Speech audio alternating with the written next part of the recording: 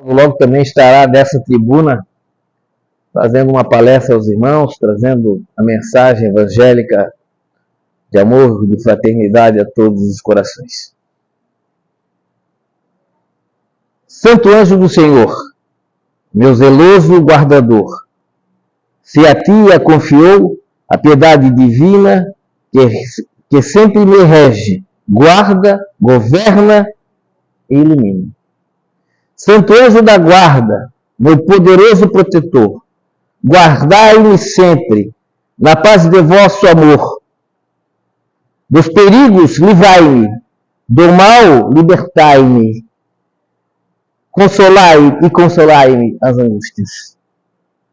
Invocando a proteção dos mentores espirituais e confiantes nas vibrações amorosas de vossos corações, é que vamos falar sobre um tema muito caro para nós espíritas, que é o Espírito Protetor. Quem é essa figura que sempre nos acompanha e que muitas vezes a relegamos a segundo plano?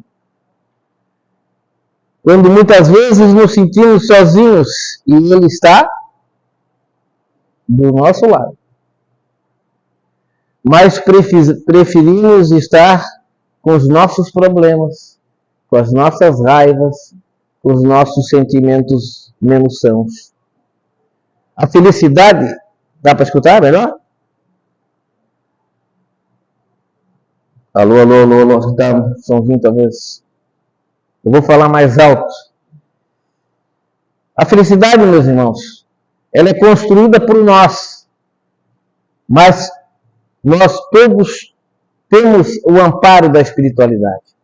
Quando adentramos numa casa espírita, aqui não é diferente, a maioria de nós vem pelo ensino, vem pelo amor ou vem pela dor? A grande maioria vem pela dor. E uma das portas de entrada é pela recepção, por óbvio, mas buscando o atendimento fraterno, que é aquele atendimento que nós fazemos aqui na nossa casa, nas quartas-feiras, às 7 horas, onde podemos buscar trazer os nossos problemas, buscando o quê? Uma solução.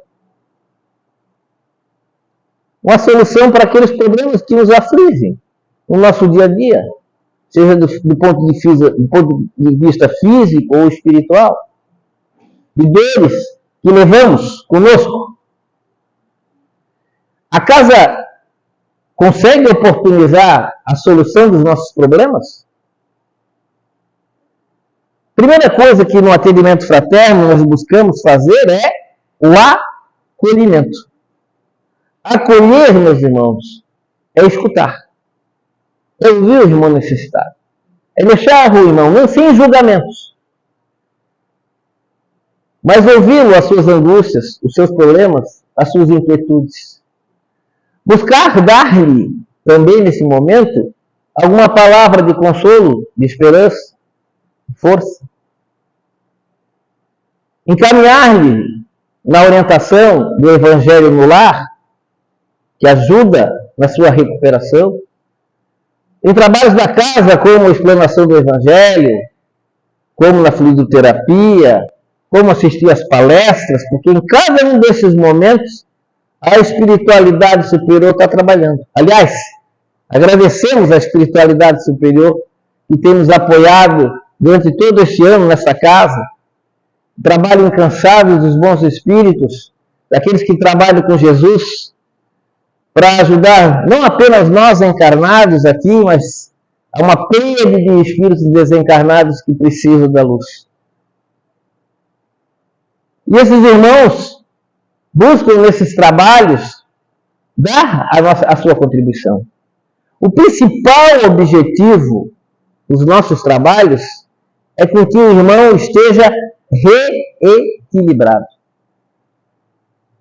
Quando nós conseguimos o reequilíbrio do irmão, o que acontece?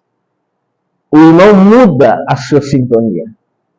Ele já não fica mais ligado aos seus problemas, às suas raivas, aos seus sentimentos. Ele começa a abrir a sua mente para a espiritualidade, para o transcendente. E aí ele está apto a receber novamente a ajuda da espiritualidade, principalmente de uma figura. Quem? O Espírito protetor. Quando nós nascemos, encarnamos, existe todo um processo. A gente acha que o processo de desencarne é um processo difícil. Ai, meu Deus, quando eu morrer, o que vai acontecer? O processo mais difícil é o processo de encarnar novamente na Terra. Imagina você no espírito. Para encarnar, você vai ter que amoldar o teu espírito a função de uma criança. Retirar de você a questão do esquecimento do passado. Preparar para o novo reencarne. É um processo de miniaturização para que você possa fazer o seu desenvolvimento. Do que apenas o rompimento de um laço quando nós assim desencarnamos. Essa mensagem trazida, que eu li, o Santo Anjo, né? Ela foi escrita pelo Reginaldo de Cantuária, um monge beneditino no século XI, que trouxe essa mensagem dentro da visão da Igreja Católica, mas que existe também em relação a várias outras religiões, a mesma entendimento da existência desse Espírito protetor. Nós vamos verificar na Igreja Católica o anjo da guarda. No hinduísmo, devas. No islamismo, nós temos vários nomes, como Gabriel, Israfil, Micail, Malik, Kiraman, Katibin, Munkar, Nakir, Marut e Narut. Entre o judaísmo, Malak. Entre o budismo, Dorje Shugden. E nós espíritas, espírito protetor, anjo e guardião. E entre os gregos de Sócrates, sabe qual é o nome? Dêmon, ou demônio. É o nosso espírito protetor. Todos nós temos um demônio nos protegendo desde que nascemos. No Evangelho segundo o Espiritismo, lá na parte introdutória, e é sempre importante a gente frisar, quando a gente começa a ler o Evangelho, a gente já quer ler as passagens bíblicas, mas é interessante dar uma lida na parte introdutória que vai nos dar uma orientação bem clara sobre a doutrina. Em Sócrates, quando fala o resumo da doutrina de Sócrates e Platão, na questão 5 da sua doutrina, é dito o seguinte: Sócrates, após a nossa morte, o gênio, dêmon ou demônio, que nos fora designado durante a vida, leva-nos a um lugar onde se reúnem todos os que devem ser conduzidos ao Hades, nós espíritas, à espiritualidade, à erraticidade, para serem julgados. As almas, depois de haverem estado no Hades, o tempo necessário, na erraticidade, são reconduzidas a esta vida em múltiplos e longos períodos. Princípio da reencarnação. Visão de Sócrates. Mas por que ele falava demônio? Porque na palavra grega, dêmon é espírito. O espírito protetor. O dêmon protetor. Por isso, quando a gente vê na Bíblia várias palavras de dêmon, de demônio, na visão espírita, demônio, ele não existe. Demônio como um ser criado para apenas o mal. Por que na visão espírita não existe o demônio? Como também não existe o santo da forma como é ali expressada. Porque Deus não seria justo. Um dos princípios básicos é que Deus é justo acima de todas as coisas.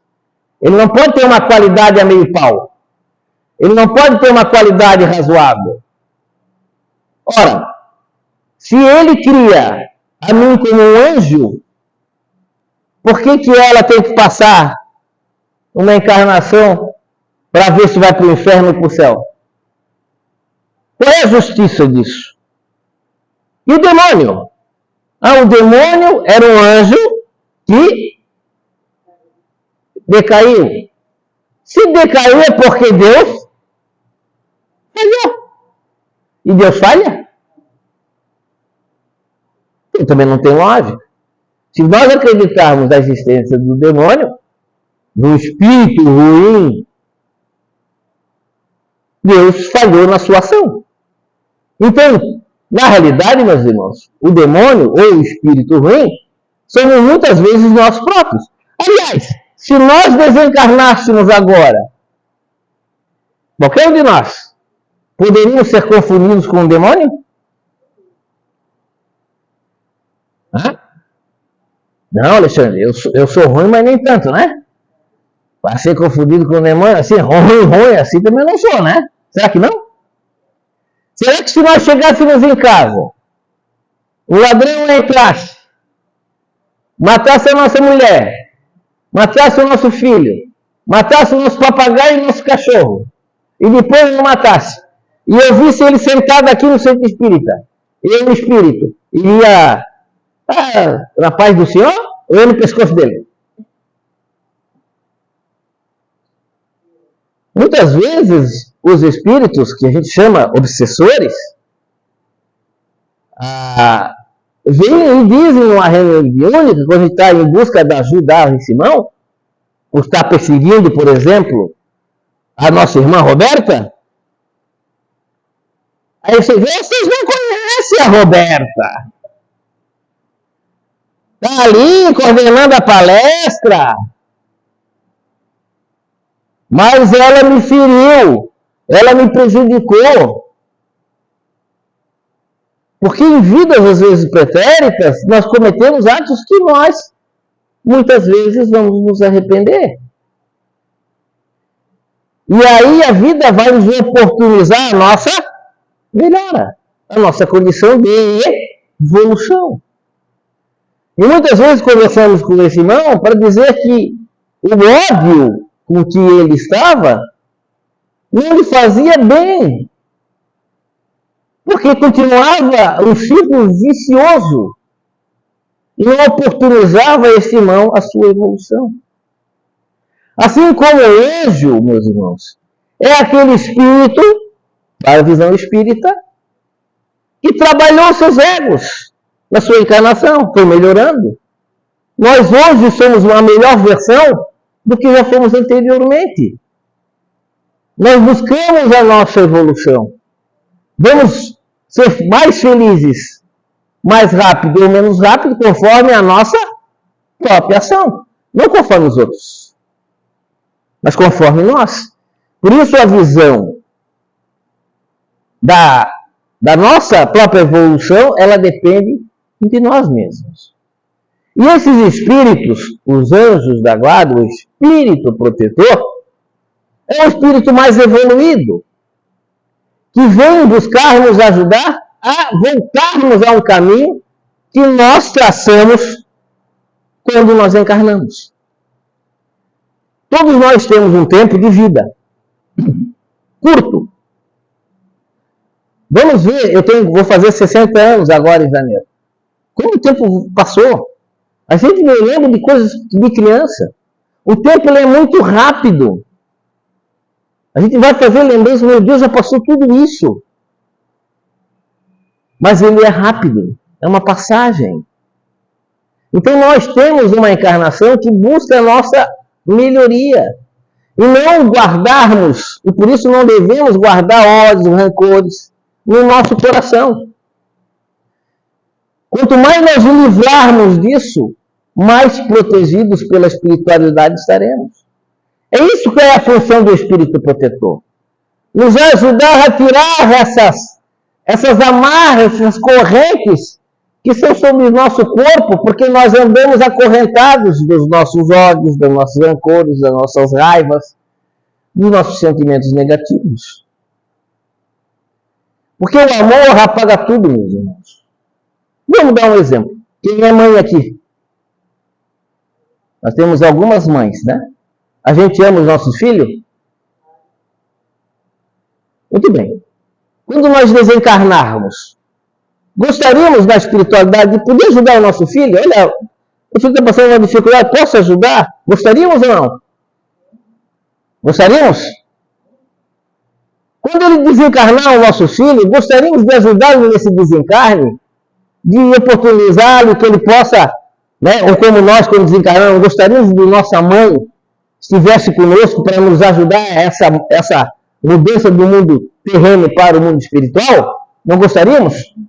Agora pergunto para todas essas mães que estão aqui, que gostariam de ajudar o seu filho, que gostariam de dar, quando ele desencarnar, dar-lhe um abraço fraterno, de trazê-lo ao mundo espiritual. Se vocês descobrissem na espiritualidade que o seu filho, em vidas pretéritas, foi um algoz de vocês, lhes mataram, lhe prejudicaram de alguma forma, mudaria a situação de vocês continuarem a amar o seu filho? Não. Por que não? Porque vocês já têm o amor. Porque vocês já têm o amor no coração. E quando temos o amor, apaga tudo de ruim que a outra pessoa pode ter feito por nós. Porque só nós temos o sentimento de amor. Essa é a beleza da construção do princípio reencarnatório. A oportunidade de nós nos evoluirmos. Por isso que muitas vezes nas famílias, nós trazemos nas nossas famílias espíritos devedores, seja nós devendo ao espírito ou o espírito nos devendo, para que a gente possa nos resolver em família. Por isso a casa espírita e todas as casas buscam trabalhar que se faça o evangelho no lar, que se trabalhe a possibilidade de a família estar reunida em nome de Jesus, buscando o evangelho, buscando a harmonização, buscando essa paz que a gente recebe da espiritualidade aqui no centro espírita, dentro da nossa casa. E o espírito protetor tem uma função muito importante nesse sentido. Quando nós buscamos isso, ele consegue trabalhar na nossa mente. Ele consegue abrir as nossas mentes para nos ajudar. Ele consegue estar mais apto para poder nos ajudar a nos encaminhar. Porque nós traçamos, meus irmãos, na espiritualidade, antes de encarnar, qual é o nosso planejamento quando viermos aqui para a Terra? É claro que eu não planejei na espiritualidade, que no dia de hoje estaria aqui fazendo a palestra para os irmãos. Mas com certeza eu planejei na espiritualidade que estaria trabalhando na casa espírita, na parte doutrinária, porque é uma parte que eu sempre trabalhei desde os 15 anos. É algo que me chamou à tribuna espírita. É algo, portanto, está possivelmente traçado no mundo espiritual como uma das minhas ações quando encarnado. Eu poderia sair disso, eu poderia não estar aqui, eu poderia não estar dentro do movimento espírita, é uma opção minha. Mas eu busquei preparar para isso, para quê? Para, estando no movimento espírita, estando na casa espírita, eu poder controlar as minhas más inclinações. Poder compreender que o sofrimento não é só meu, tantas e tantas pessoas em sofrimento muito maiores do que os nossos. Quando a gente ajuda alguém, meus irmãos, quando a gente ajuda, quem que fica mais feliz? Aquele que é ajudado ou aquele que ajuda? O sentimento de ajudar, o sentimento de oferecer a alguém o apoio moral, a ação de amor, ela é uma coisa que é retribuída imediatamente. Por isso que São Francisco, na sua prece imorredora, nos diz o seguinte: é dando que se recebe. É dando que se recebe. E das duas formas, meus irmãos. É dando ódio que eu vou receber também essas energias. É dando amor que eu vou receber essas energias. Essa é uma das importantes preocupações que todos nós devemos ter. Além disso,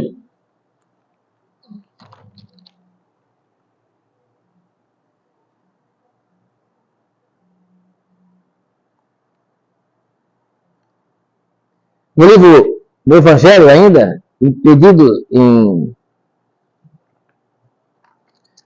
e obtereis, nós vamos verificar que muitas vezes nós achamos, né, que temos dores, sofrimentos, que não são sem possibilidade de ultrapassar. Que essas dificuldades que nos atormentam são mais fortes do que nós podemos suportar. Achamos muitas vezes que não temos força para passar as dificuldades no que atualmente nós estamos ultrapassando. E, nessa passagem, em Bem-aventurados aflitos, no capítulo 5, é dito o seguinte: se percustasseis melhor todas as dores que vos advêm, nelas encontrarias sempre a razão divina, razão regeneradora, e os vossos miseráveis interesses se tornariam tão secundários, tão secundária consideração, que os atirarias para o último plano. Muitas vezes nós vemos os problemas com os olhos da terra, mas não vemos com os olhos da espiritualidade. As dores, os sofrimentos que muitas vezes acontecem para nós, são oportunidades para que nós possamos refletir. Às vezes nós estamos em um caminho errado, temos uma doença e nós paramos e começamos a ver dar importância para a família que não dávamos, para a esposa que não dávamos, para os filhos que não dávamos, porque é só quando a gente é interrompido e não temos o cotidiano, nós começamos a dar valor, porque na alegria, meus irmãos, está cheio de pessoas ao nosso lado. Nas dificuldades, são muito poucos que ficam do nosso lado. E a família é esse sustentáculo. É essa a importância. É isso que nos traz. É isso que nos vivifica, que nos possibilita o crescimento. Por isso que aquela prece, única prece que Jesus nos deixou, qual foi? Ele diz, em relação a essa prece: seja feita a minha vontade. A vontade de quem? Dele. Seja feita a vossa vontade. E por que nós pedimos sempre feita a nossa vontade? Quando a gente pede seja feita a vossa vontade, é porque ele, a espiritualidade, sabe o que é melhor para nós. Me ajude a entender. Se nós muitas vezes buscamos a casa espírita, e nós temos um grupo de irradiação, a minha mãe, que faleceu esse ano de câncer, eu busquei o grupo espírita também para fazer irradiação para ela, para que ela buscasse melhorar, para que ela estivesse fortificada. E ela faleceu. A prece da casa foi fraca? A prece não teve nenhuma validade? Muitas vezes pensamos isso. Por que rezar? Não foi dado o resultado. Não foi dado o resultado que eu queria. Mas ali era o momento dela partir. Ali era o momento kármico dela passar para o outro plano. Então, e essa prece, Alexandre? Acabou? Esvaiu-se? Não. Essa prece ajudou a quem? É ela. Porque é a energia de amor que o grupo de radiação vai fazer àquela pessoa. E ela vai se preparar a buscar se preparar para o desenlace. Ir mais tranquila, serena, tranquilizar os familiares. Colocar que é apenas uma partida e que logo ela estará conosco em pensamento, nas ações, na espiritualidade. É uma oportunidade maravilhosa, porque a espiritualidade, toda a nossa prece, ela é atingida. Ela atinge o seu fim daquilo que for necessário. Assim como os irmãos muitas vezes vão procurar a casa espírita por dificuldades, problemas físicos, de saúde, de emprego, de situação que não acontece, a vida enrolada, Mas o que a casa espírita vai oferecer? É esse equilíbrio. Porque quando o irmão está equilibrado, tudo ou mais melhora. Nossa relação com a nossa mulher, com a nossa esposa, com o nosso filho, com os nossos familiares. As oportunidades começam a aparecer, elas sempre apareceram, nós é que não vimos, encafifados no nosso sentimento de piedade, de angústia, de sofrimento. Quando nós estamos equilibrados, nós estamos abertos ao mundo, à espiritualidade, às coisas para acontecer. E nós temos o apoio fundamental desse espírito protetor, que é um espírito que vem para nos ajudar. Tem uma passagem também do Evangelho, aí sim, que também nos diz sobre uma pessoa que estava no deserto e ela estava caminhando durante muito tempo no deserto e ela se prostra ao chão, cai. Não aguentava mais. Do outro lado da duna, se ela continuar a andar mais um pouquinho, subir a duna, na descida da duna existia um oásis com água, cheeseburger de graça, free, né? Self-service à vontade, ice cream, sorvete, enfim, tinha tudo. Mas você tinha que atravessar aquela duna. O espírito protetor, ele vai fazer o quê? Ele vai buscar ajudar esse irmão. Ele vai buscar intuir aquele irmão a que ele vá até ao oásis. Como é que ele faz essa intuição? Quem poderia ser o nosso anjo da guarda aqui? A nossa irmã, o que diria para mim que estou deitado, prostrado na duna com sol escaldante? O que a irmã diria? Prosseguir, força. O que mais? Nosso irmão, o que o irmão falaria? Tenha fé. Boa vontade. Vocês estão vendo que não tem nenhum espírito protetor bom que me diz, olha, Alexandre, do lado ali tem um oásis. Por que não tem nenhum espírito protetor que vai me dizer que se eu levantar do outro lado da duna tem um oásis? Por quê?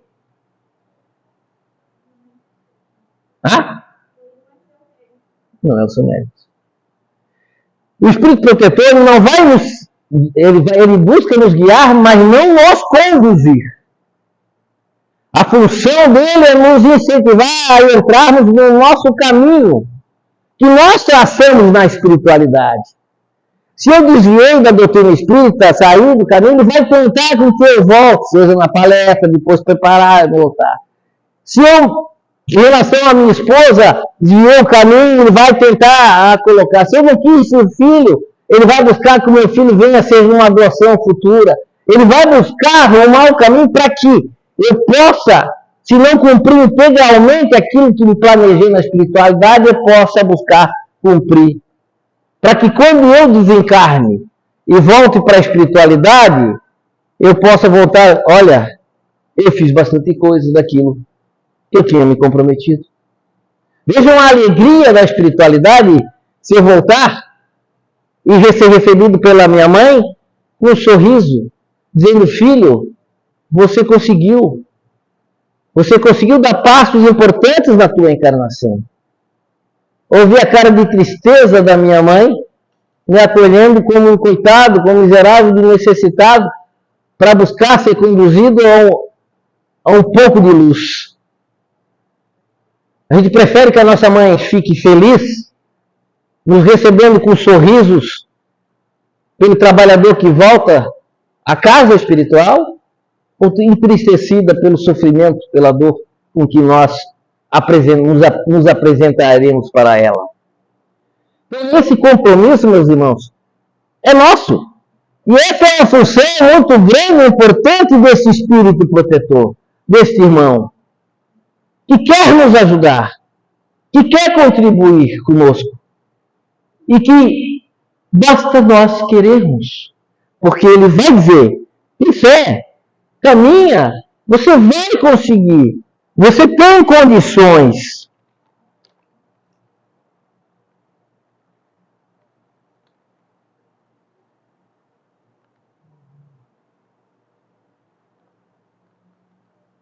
Também em relação à questão dos espíritos, no livro dos espíritos, nós vamos verificar as questões 489 a 525, que falam sobre os espíritos protetores. E também aqui, nas perguntas que é feita, porque o livro dos espíritos são feitas perguntas por Kardec, na questão da codificação, os espíritos respondem. E uma das perguntas é, Kardec pergunta aos espíritos, os espíritos veem tudo o que nós fazemos? Os espíritos têm a percepção, sim, do que nós fazemos. Por isso que, quando eu apareço aqui para os irmãos e faço aqui uma palestra, os espíritos estão vendo a minha energia, minha aura. E vendo o meu pensamento, aquilo que eu estou falando aqui, façam o que eu digo, não façam o que eu faço. Pois, irmãos, o doutor Alexandre é o presidente da casa, né? Deve ser um espírito evoluidíssimo, né? É claro que, estando aqui na tribuna, estando aqui nos trabalhos da casa, a gente não é como era antigamente. E a gente tem essa responsabilidade. Quando nós fazemos a palestra, nós não falamos a palestra daquilo que eu penso, mas do que a doutrina espírita nos passa, nos transmite. Porque a mensagem que os irmãos vão buscar, os irmãos encarnados, pelos irmãos desencarnados, é a mensagem trazida pela doutrina espírita. Agora, cabe a nós nos melhorarmos, porque quando nós espiritualizarmos eles também vão ver os nossos defeitos e vão ser brechas para buscar nos influir negativamente. Por isso que nós temos que buscar a nossa melhora. Por isso que nós temos que buscar nos melhorar espiritualmente para que possamos estar prevenidos da atuação negativa da espiritualidade. Os espíritos nos aconselham, meus irmãos, o espírito protetor nos aconselha para o bem ou para o mal? Para o bem. Então, Alexandre, quando eu recebo uma sugestão, eu vejo que é uma sugestão. Como é que eu sei se essa sugestão é do meu espírito protetor, ou de um espírito bom, ou é de um espírito ruim que quer o meu mal? Como é que eu consigo diferenciar?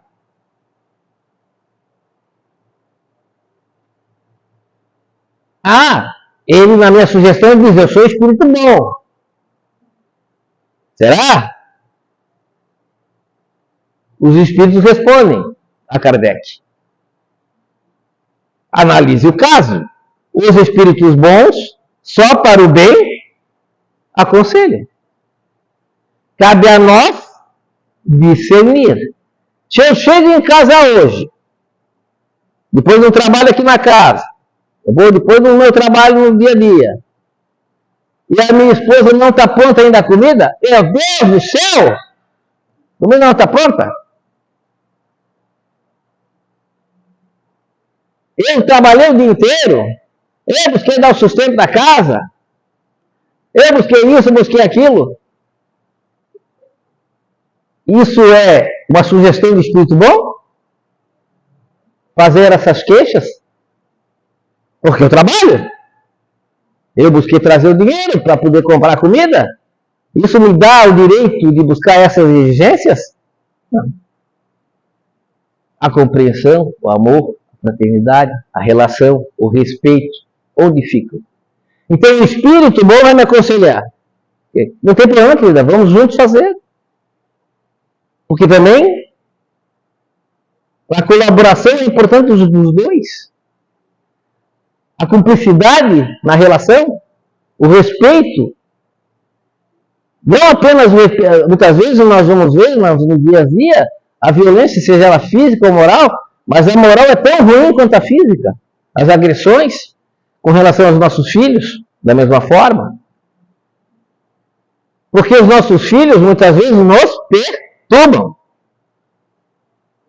Tem uma frase de um psicólogo, uma vez que eu assisti, que deu uma palestra, e ele era contrário ao tapa, né, à violência na criança.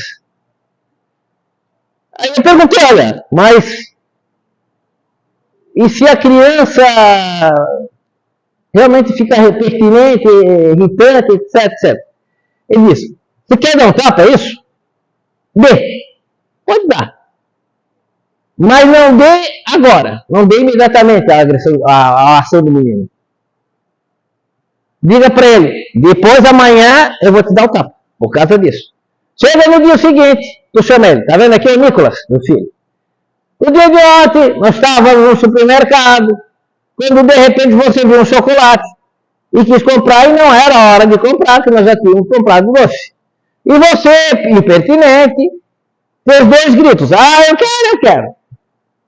E em virtude disso, eu disse que ia te dar uns tapas na bunda. 2 tapas na bunda. Muito bem, agora eu vou cumprir a sentença. Vira a bunda. Pá. Aí eu falei pro psicólogo, mas aí, passado um dia eu não vou fazer, então não faça. Porque quando você dá o tapa imediato, você dá o tapa com raiva e não pedagogicamente. Não é orientação. Você dá com a tua raiva. Você é um nada. Você é um miserável. E você está chamando o teu filho, a figura mais importante da tua vida, como um nada. Porque é isso que ele vai sentir. Entendam isso? Você quer ter o teu filho entendendo que ele é um nada? Mas Alexandre, já fiz, etc., essas coisas. Todos nós erramos. Mas a relação, meus irmãos, não é fácil. Não existe nós temos aqui educadores, professores, não existe uma cartilha, né, de pai e mãe. Mas uma delas é, sem dúvida nenhuma, o amor. A conversa. Porque quando a gente conversa com os nossos filhos, quando vem um problema, eles sabem que podem contar conosco para colocar suas dificuldades. Isso é importante, nós temos isso muito em mente, porque a agressão, seja ela de qualquer forma, inclusive tão pior quanto é a agressão moral. Lembram da Coca-Cola? A criança vai pegar uma Coca-Cola. Se você derrubar essa Coca-Cola, você vai apanhar. O que ele faz?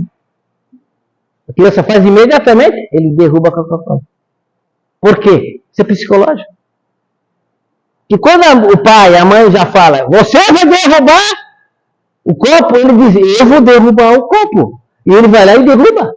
E o pai pensa, ele fez de propósito. Ele fez de propósito, não fez? Foi o pai que fez o que ele derrubou. Copo de Coca-Cola. É ação psicológica.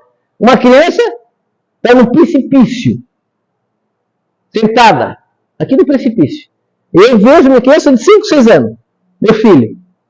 Eu vejo um precipício. Meu Deus, se você cair, você vai morrer, você está pelado, todo lá no chão, você vai cair, estourar-se toda. O que a criança faz? Ela olha e cai. Meu filho, eu digo, papai, vem cá com o papai santinho. Tem um sorvetinho para ti, vem cá. Aí depois, meu filho, você está vendo que tem... Está vendo aqui que é um precipício, você caiu, você se pensa. Ação é sempre positiva. É buscar tirar o foco do negativo. É buscar apenas orientar. Porque quando a gente faz agressivamente, a gente nem orienta, porque a criança vai repercutir isso aí. Então todos nós, já indo para o final, antes que soem os tambores da eternidade,